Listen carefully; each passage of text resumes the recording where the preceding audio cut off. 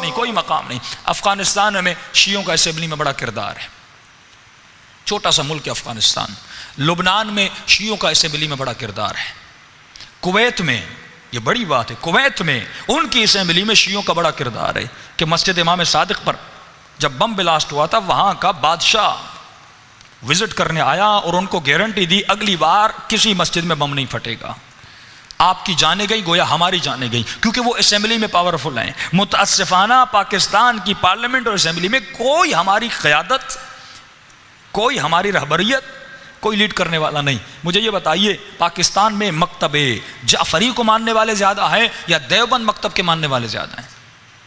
सबसे ज़्यादा आपके तशय्यो के मानने वाले हैं। लेकिन वहाँ पर फजलुर रहमान को कितना पावर है कि सेनेट में उनका बंदा स्पीकर बन जाता है, क्योंकि उन्होंने सीटें खरीदी हैं, क्योंकि वो पार्लियामेंट में आए। जब आप सियासत में आपका इशू होगा, जब आप हुकूमत के अरकान में से होंगे, अभी आपके तमाम तर जो ज़ायरीन हज़ारों की तादाद में बॉर्डर पर बैठे हुए हैं, भूख के आलम में, प्यास के आलम में, और ये इतना असफबार उनके हालात हैं।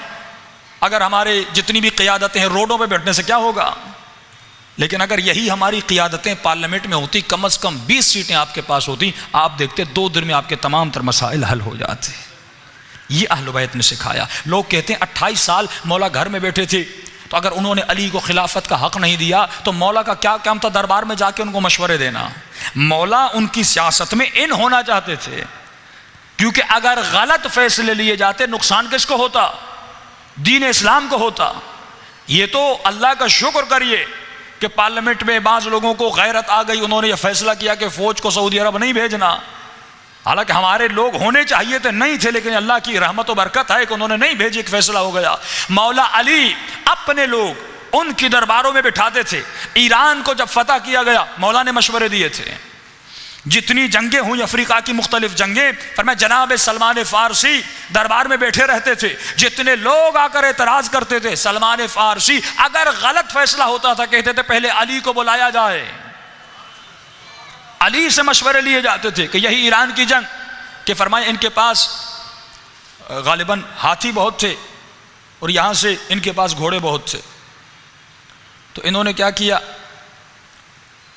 कोई जंग का मसला हुआ, ये कहने लगे या अली, उन्होंने हमारा रास्ता बंद कर दिया, हम आगे नहीं जा सकते। तो मौला अली ने कहा था तुम लोग जंगल में धुआं जलाओ और घोड़ों के पाँवों के नीचे सुम डाल दो, ये लोहे की जो सुम डालते हैं, क्योंकि उन्होंने कीलें या कुछ ऐसी चीज़ें फेंक दी थी, घोड़े आगे बढ़ नहीं सकते थे। फरमाया इनके पाँव में सुम डालो और जंगलों में धुएं को रोशन कर दो। फरमाया हाथियों ने जैसे धुएं को देखा सब भाग गए। ये मशवरा अली इब्न अबी तालिब ने दिया था, और इस मशवरे की वजह से मौला अली के और लोग परेशान है। फरमाया अरबिस्तान में कोई हाथी नहीं था और अली को हाथियों का इल्म कैसे मिला? ये शान अली इब्न अबी तालिब है ना कि वो हर जगह का इल्म इल्मियत जानते थे, क्योंकि बाब मदीनतुल इल्म थी। मौला ने जगह जगह मशवरे दिए सिर्फ दीन इस्लाम के लिए। इमाम मोहम्मद बाकिर को भी बुलाया जाता था, इमाम जमात को बुलाया जाता था, मौला रज़ा अलैहिस्सलातु वस्सलाम को दरबार बुलाया जाता था, मुख्तलिफ मशवरे इनसे लिए जाते थे। फरमाया वक्त के हाकिम परेशान थे कि ताकत हमारे पास है, कुव्वत हमारे पास है, कुदरत हमारे पास है, लेकिन दुनिया इनके सामने क्यों झुकती है? कि वक्त का हाकिम जब हजरुल अस्वद को चूमना चाहा, का हज के दौरान इतनी भीड़ थी, कोई मुझे रास्ता नहीं दे रहा था। का अचानक मैंने देखा एक शख्स आता है, लोग खुद ब खुद उसके लिए रास्ता बनाते जाते हैं, रास्ता बनाते जाते हैं, यहाँ तक कि हजरुल अस्वद तक पहुँचा। हजर अस्वद को चूमा, कहा जब लौट रहा था तो लोग उसे चूम रहे थे। कोई हाथों को चूम रहा है, कोई बाजुओं को चूम रहा है, कोई माथों को। मैंने कहा मैं बादशाह खड़ा हूं, ये कौन है जिसकी इज्जत बादशाह से ज्यादा है, वक्त के हाकिम से ज्यादा है? लोगों ने कहा ये ज़ैनुल आबिदीन है, ये इबादत करने वालों की जीनत है। और मौला अल्लाह का वादा है जो मेरी इज्जत करता है मैं लोगों के दिलों में उसकी इज्जत डाल देता हूं।